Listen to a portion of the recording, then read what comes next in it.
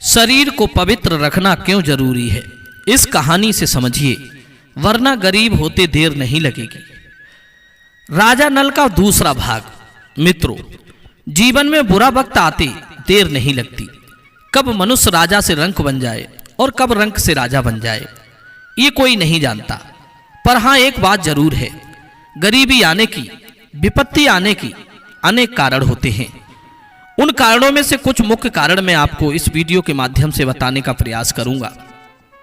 आपसे निवेदन है कि इस कहानी को ध्यान लगाकर सुनना। ये कहानी आपके जीवन में बहुत मददगार साबित होगी, कई तरह की विपत्तियों से आपको बचाएगी। इस कहानी को अगर आपने ध्यान से सुन लिया तो गरीबी आपके आसपास भी नहीं भटकेगी। तो चलिए जानते हैं इस ज्ञानवर्धक कहानी के बारे में। मित्रों, जिस समय राजा भीम की पुत्री दमयंती ने सभी राजा महाराजाओं, यहां तक कि देवताओं को छोड़कर एक साधारण मनुष्य राजा नल के साथ विवाह किया था।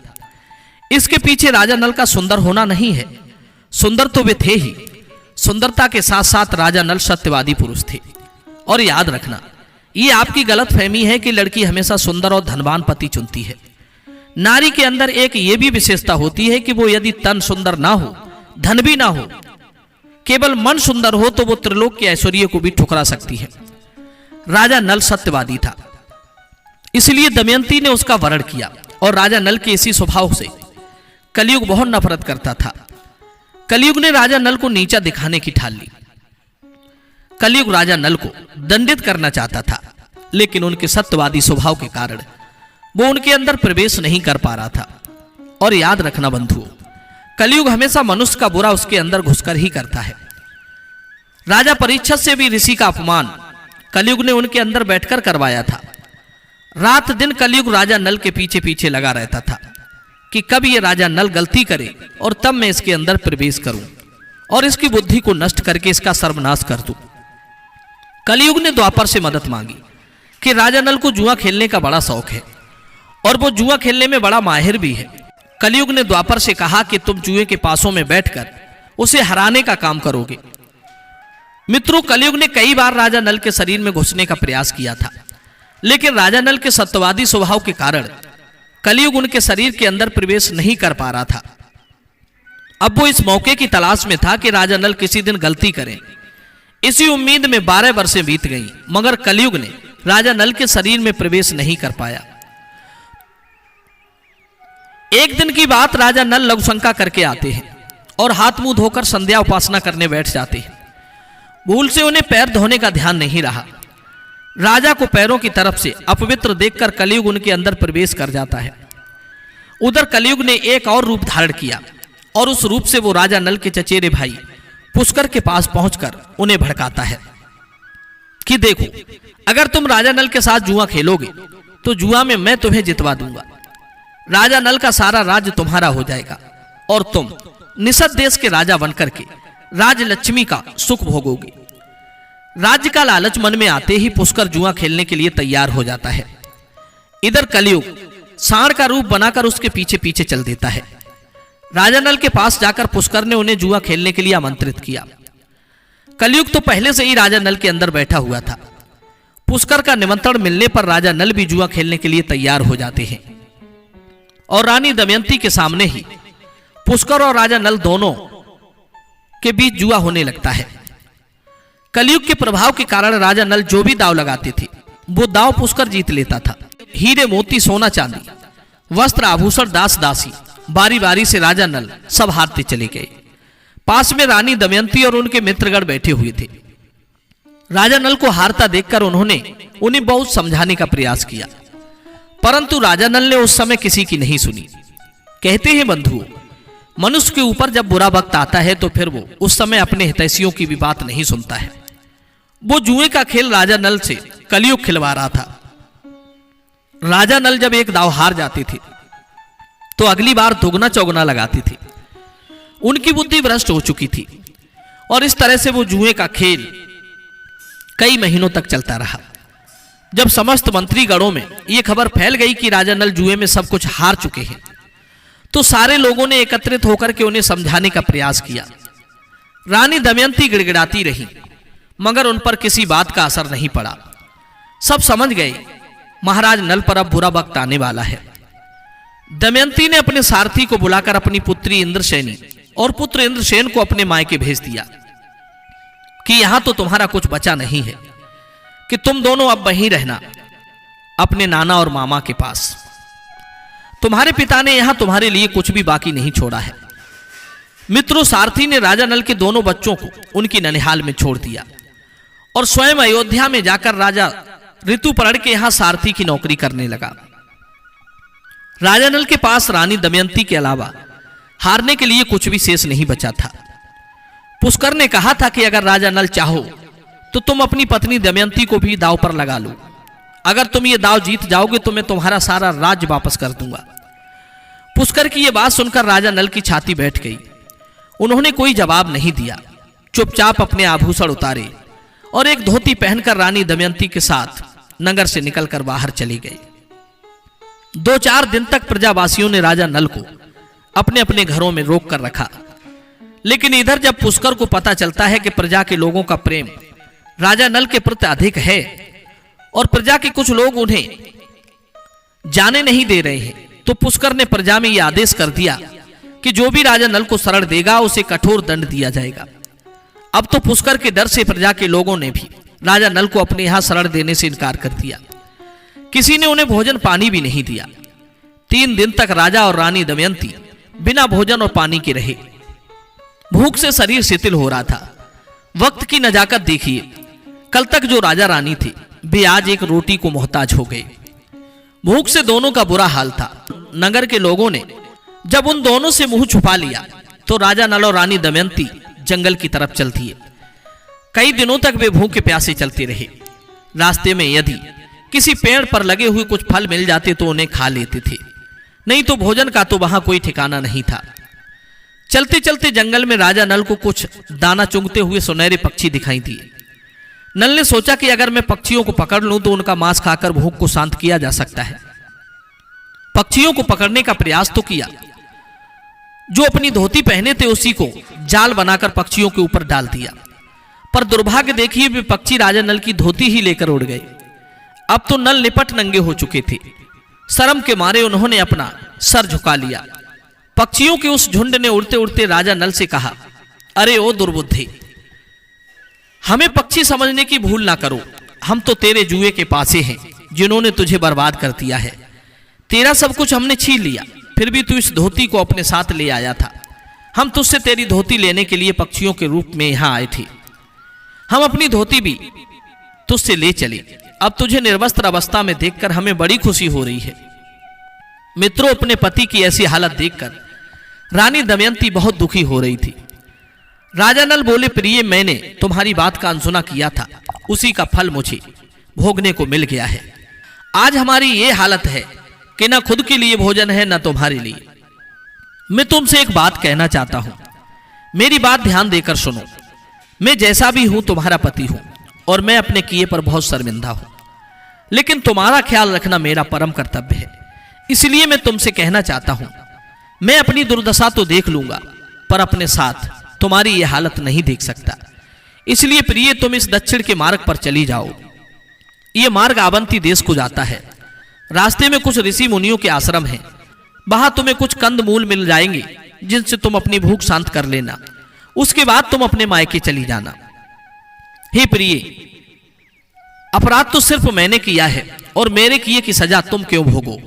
इसलिए तुम मुझे छोड़कर यहां से चली जाओ। तब आंखों में आंसू लिए रुद्धे कंठ से रानी दमयंती कहती है, महाराज, कैसी बातें करते हो? आपके तन पर कोई वस्त्र नहीं है, कई दिन से भूखे प्यासे हो। मैं आपको इस हालत में छोड़कर नहीं जा सकती। इस मुश्किल वक्त में मैं आपके पास रहना चाहती हूं ताकि आपकी देखभाल कर सकूं, आपकी सेवा कर सकूं, आपका कुछ दुख हल्का कर सकूं। पति के सारे दुखों की एक ही तो औषधि होती है, पत्नी। आपके निकट रहकर आपके दुखों को बांटना चाहती हूं। इसलिए महाराज, मुझे अपने दुख में शामिल कर लीजिए और अपने से दूर मत भेजिए। नल ने कहा, तुम सच कह रही हो। विपत्ति में पत्नी से बढ़कर कोई मित्र नहीं होता। मैं तुम्हें हमेशा के लिए अलग नहीं कर रहा हूं। क्या कभी शरीर से आत्मा अलग हुई है? तुम मेरी आत्मा हो, मैं तो सिर्फ तुम्हें तुम्हारे मायके भेज रहा हूं। दमयंती बोली, यदि ऐसी बात है तो तुम भी मेरे साथ मेरे मायके चलिए। मेरे पिता और भाई तुम्हारा खूब आदर सत्कार करेंगे, वहां हमें किसी तरह का कोई दुख नहीं होगा। नल बोले, प्रिय रानी, तुम्हारा कहना सर्वथा ठीक है कि तुम्हारे पिता और भाई मुझे बहुत आदर देंगे, लेकिन मैं वहां रहकर स्वाभिमान से नहीं जी पाऊंगा, क्योंकि जब मैं तुम्हें ब्याहने गया था तो मैं एक राजा था, आज मैं एक भिखारी हूं। तुम्हारे माता पिता से मिलने वाला सम्मान मुझे बहुत शर्मिंदा करेगा। ससुराल में जाकर मनुष्य को किसी भी मजबूरी में नहीं बसना चाहिए। दूसरे स्थान पर रहकर ससुराल से मदद मांगी जा सकती है। दमयंती ने राजा नल को बहुत कहा कि मेरे मायके चलिए, मगर राजा नल ने साफ इनकार कर दिया। राजा नल की धोती को तो पक्षी उड़ा ही ले गए थे, इसलिए वो निर्वस्त्र थे। रानी दमयंती ने अपनी साड़ी को आधा फाड़कर राजा नल को बांधने को दे दिया। नल ने उस साड़ी को लंगोटी की तरह पहन लिया और आगे की तरफ चल दिए। कुछ दूर आगे जाकर शाम हो जाती है। एक जगह कुछ साफ शुद्ध स्थान देखकर हारे थके हुए उस रात भूखे प्यासे वहीं सो जाते हैं। बेचारी दमयंती रास्ता चलकर आई थी, पेट में कई दिन से भोजन का निवाला नहीं पहुंचा था, इसलिए वो गहरी नींद में सो गई। राजा नल को इधर नींद नहीं आ रही थी। उन्होंने सोचा कि मेरी विपत्ति को मैं ही झेलूंगा। मेरी प्राण प्रिय दमयंती क्यों व्यर्थ में कष्ट उठाए। अगर मैं इसे यहीं सोता छोड़कर चला जाऊं तो हो सकता है ये अपने मायके चली जाए, और हां, यह भी हो सकता है कि मेरे जाने के गम में वो अपने प्राणों को भी त्याग दे। इस भयानक सुनसान जंगल को किस तरह पार करके वो अपने देश में जा पाएगी। मेरे ना होने पर कोई हिंसक पशु भी उस पर हमला कर सकता है। कोई दुष्ट बुद्धि व्यक्ति भी उसके अकेले होने का फायदा उठा सकता है। राजा नल के मन में इस तरह की आशंकाएं चल रही थी। उनके कुछ समझ में नहीं आ रहा था कि क्या करूं। यदि मुझे मौत आ जाती तो सारी मुसीबत कट जाती। काफी सोच विचार करने के बाद नल इस नतीजे पर पहुंचे कि वो रानी दमयंती को वहीं पर छोड़कर चले गए। उन्होंने सोचा कि मेरे जाने के बाद में थोड़ा बहुत रोएगी और फिर अपने मायके चली जाएगी। मेरी रानी पतिव्रता है, उसके बिना इच्छा के भी कोई दुष्ट उस पर बुरी नजर डाल नहीं सकता।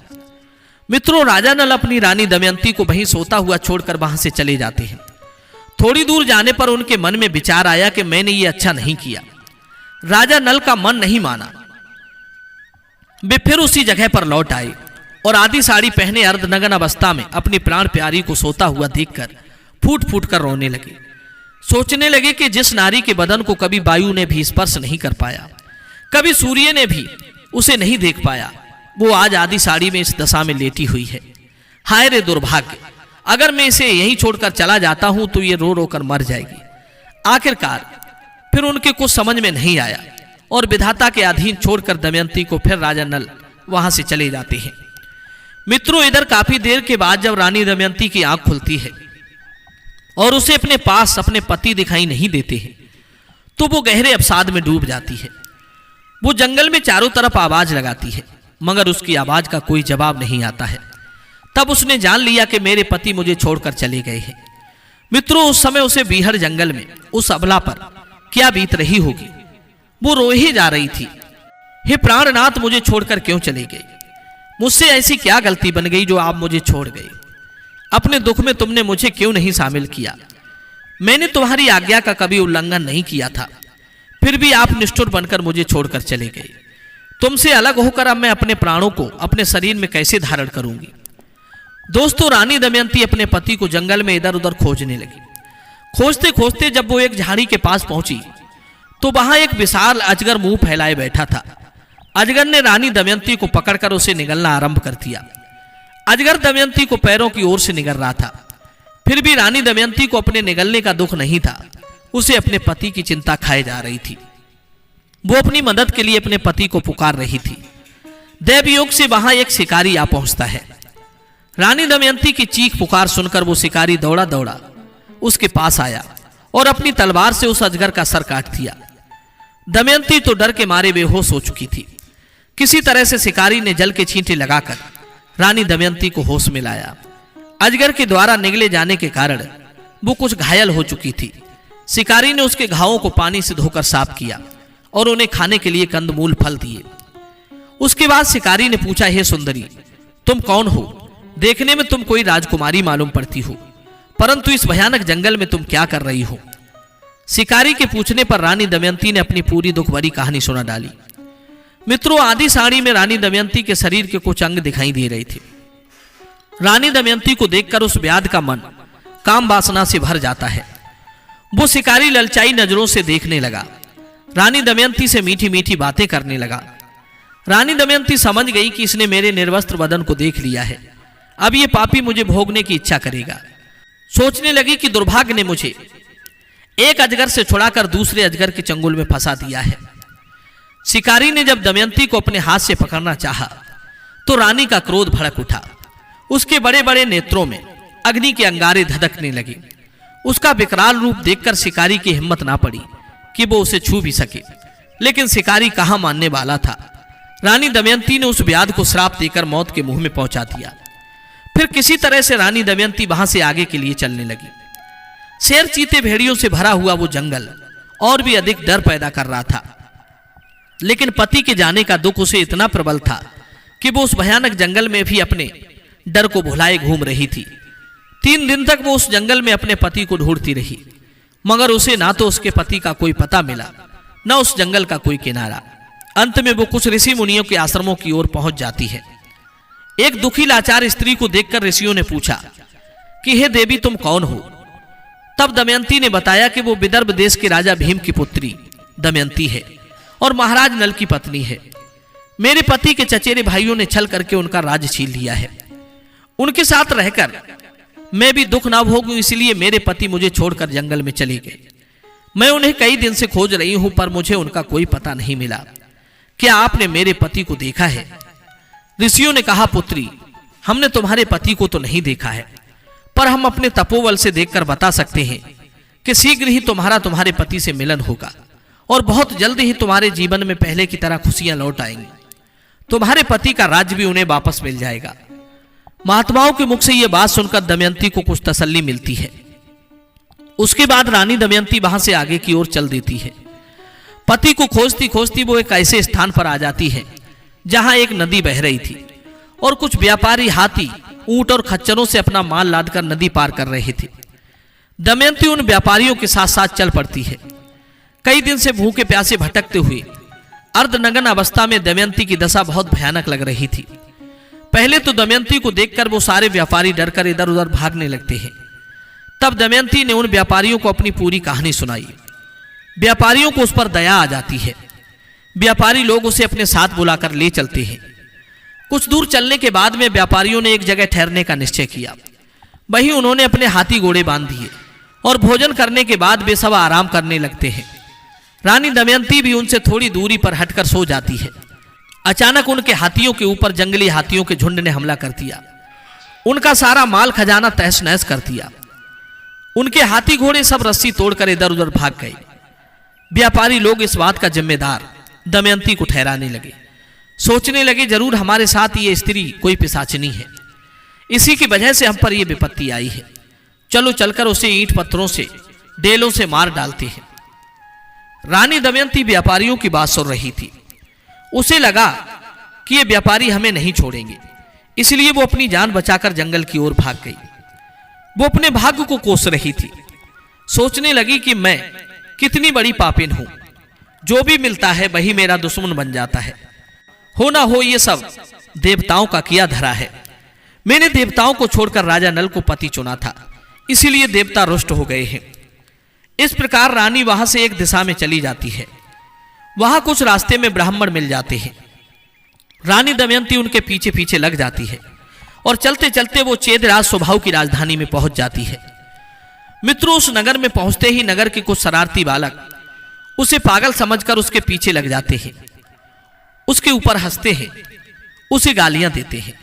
जैसे ही वो राजमहल के सामने से होकर निकलती है तो वहां की जो राजमाता थी उनकी नजर उस अबला पर पहुंच जाती है जिसे राह चलते बच्चे परेशान कर रहे थे। राजमाता देखते ही समझ जाती है ये कोई स्त्री मुसीबत की मारी है, व्यर्थ में इसे बालक परेशान कर रहे हैं। राजमाता अपनी दासी को भेजकर उसे अपने पास बुला लेती है और उसकी दीन दशा को देखकर वहां की राजमाता उससे पूछती है कि बेटी, तुम कौन हो? तब रानी दमयंती अपनी असली पहचान छुपाकर बनावटी बातें कहती है और वो राजमाता से कहती है कि मैं एक मुसीबत की मारी स्त्री हूं। मेरे पति जुआ में अपना सारा धन हार गए और वो मुझे जंगल में छोड़कर कहीं चले गए। मैं अपने पति को खोजती फिर रही हूं। कहीं कुछ खाने को मिल जाए तो खा लेती हूं, सोने के लिए किसी पेड़ के नीचे सो जाती हूं। पहले मैं राज परिवार की नारियों का श्रृंगार करती थी। दमयंती की दुख भरी कहानी सुनकर राजमाता भी बड़ी व्यथित हो जाती है। कहने लगी, पुत्री, जब तक तुम्हारे पति नहीं मिलेंगे तब तक तुम मेरे पास रह सकती हो। मैं अपने कुछ सिपाहियों को भेजकर तुम्हारे पति की खोज करवाऊंगी। दमयंती ने कहा, हे माता, मैं आपके पास रह तो लूंगी, पर मेरी कुछ शर्तें हैं। राजमाता ने पूछा, बेटी, तुम्हारी क्या शर्तें हैं?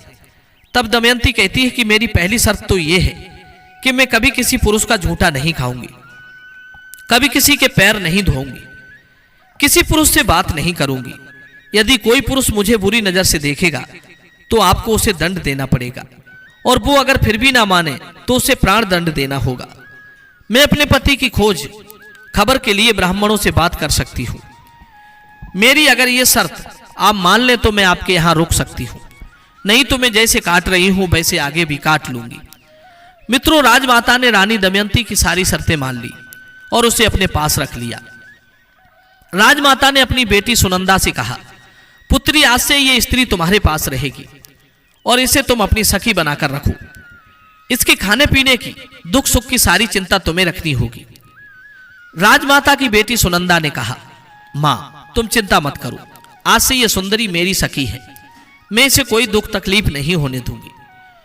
मित्रों, इस प्रकार सुनंदा ने रानी दमयंती के रहने खाने की सारी व्यवस्था कर दी और उसी दिन से रानी दमयंती राजकुमारी सुनंदा के साथ रहने लगी। बहुत दिनों से वो दुख झेल रही थी, आज थोड़ा चैन में आई थी, परंतु उसके पति की यादें उसे पल पल खाए जा रही थी।